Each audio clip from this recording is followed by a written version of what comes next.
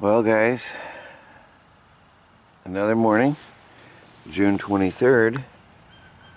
I did not expect this. I just can't believe it this year. It is the weirdest thing. The 1st of June is when all danger of frost is past for the season. And I just don't get it this year. It's very strange. Everything is upside down this year. It's very weird. So, planting as we're used to it is out of the question.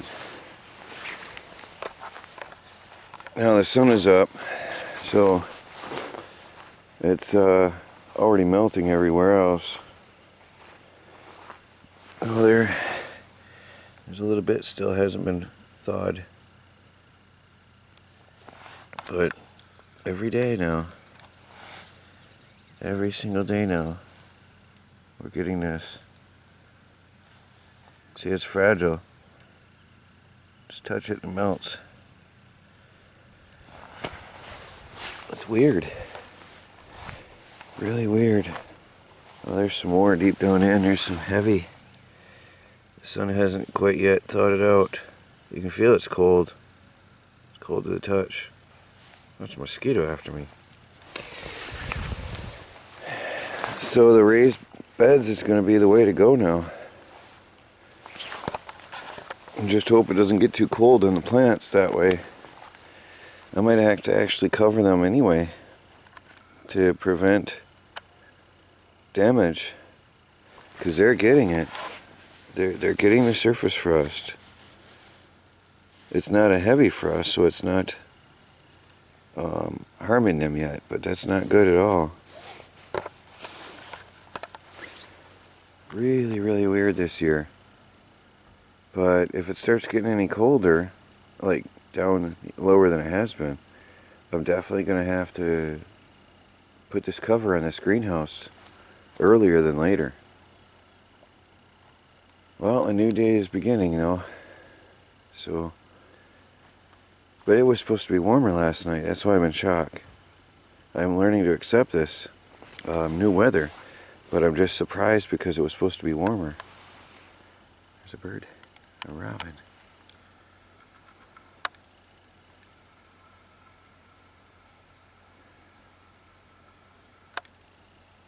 Looking for worms.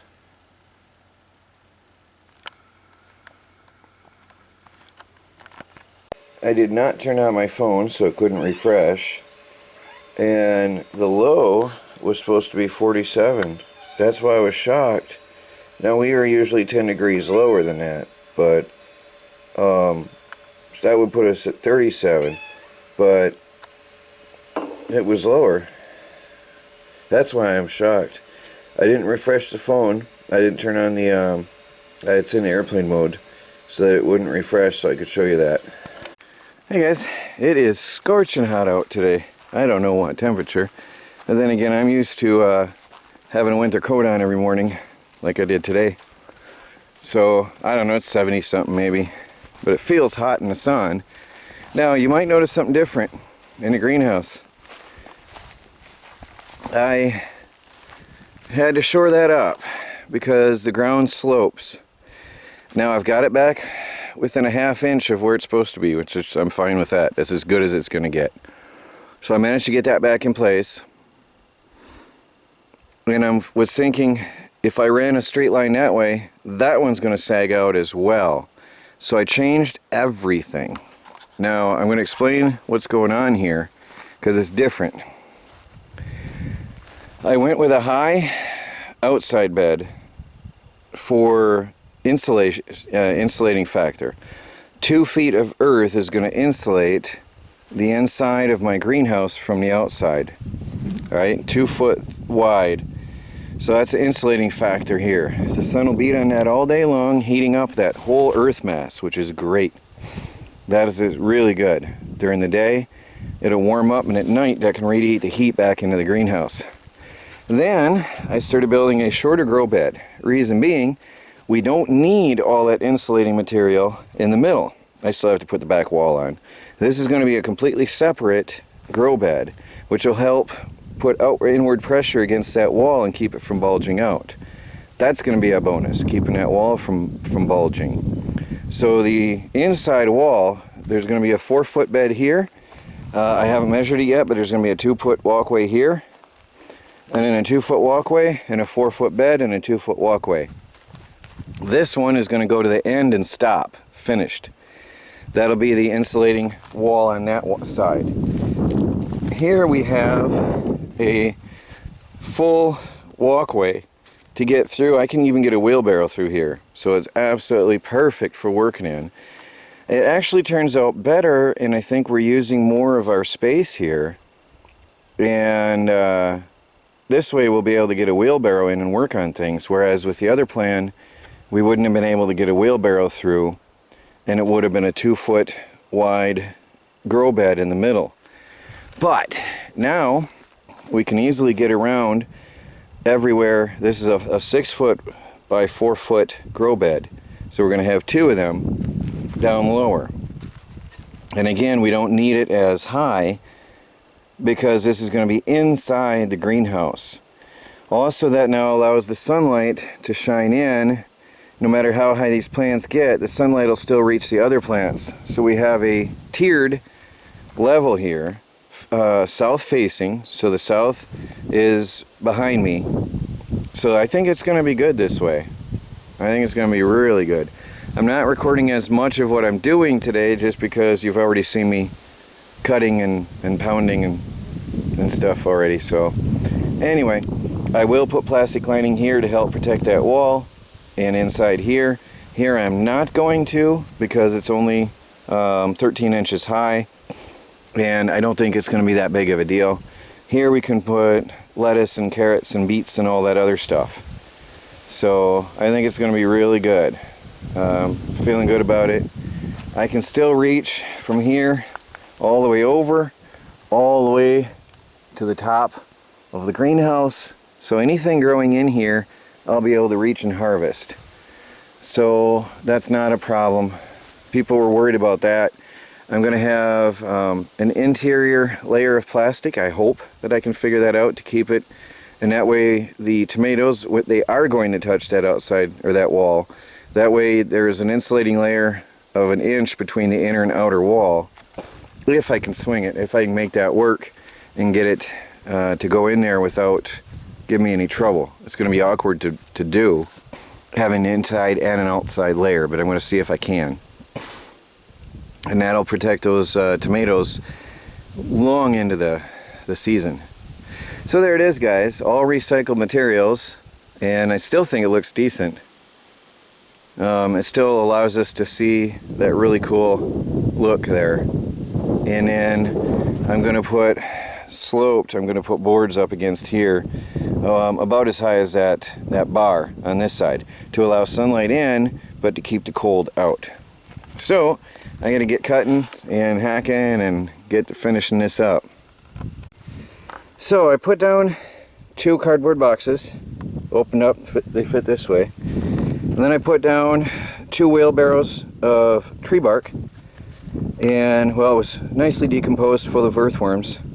And I've got 3 wheelbarrow loads of composted soil and material, and I gotta go take a break. It's hot, so I'm figuring 2, 5, 6, 7, 8 more wheelbarrow loads before I'm done. Well, guys, the day is coming to a close. The clouds are rolling in, which is a good thing. It's supposed to rain tonight. You can see the humidity in the air. It's humid. So, got a lot done. Didn't do much recording. Just had to get it done. I say we because Melanie helped me haul material in for the bottom of this. I got this put together and finished it, and then she helped me haul the material, and I'm putting the soil in. And it's settling even now.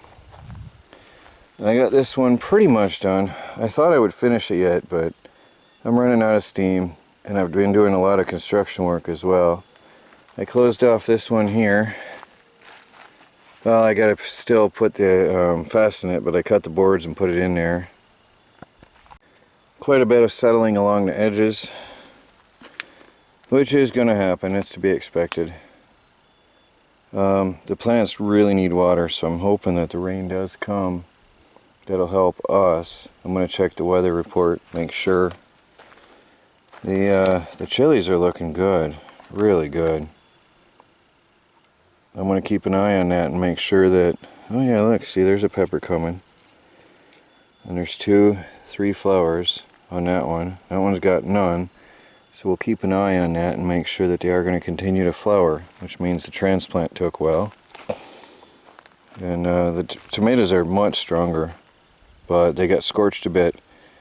I'm not sure, is that sunburning or is that the frost? A little bit of damage on those leaves all over. It could be frostbite. I'm not sure. They all got a little bit of damage on them. Those are a bit more sensitive over here. That whole type, they all got a little bit of damage on the tips of every leaf. Let me walk around here. But this is very convenient, very comfortable. So this has some leaf curl. It's a black Prince heirloom. I don't know. But everything else is looking good. Yeah, if we get rain, we'll be good to go. But look at that. There's still moisture. A lot of moisture even from this morning. So I think we'll be alright. And then the rain will settle everything in really good. So we'll get this bed settled in good. This is a rigid structure now. There's no shake this way, no shake this way now. It's really solid now. Really good. And then I've got some stakes I'm going to put in to stop them from kicking out. I do have the stakes, I just haven't got to it yet. So I'll be doing that tomorrow probably. And all along this back wall, I'll be kicking them in and then staking them down to make sure that they don't bulge out too much. Looks like they're bulged a little, but then again, I think I may have put them in a little crooked. I'm not even quite sure now. But I'll be kicking them in tomorrow and staking them down tight so there won't be any problems there. Alright guys, the day is done. I think it's looking alright.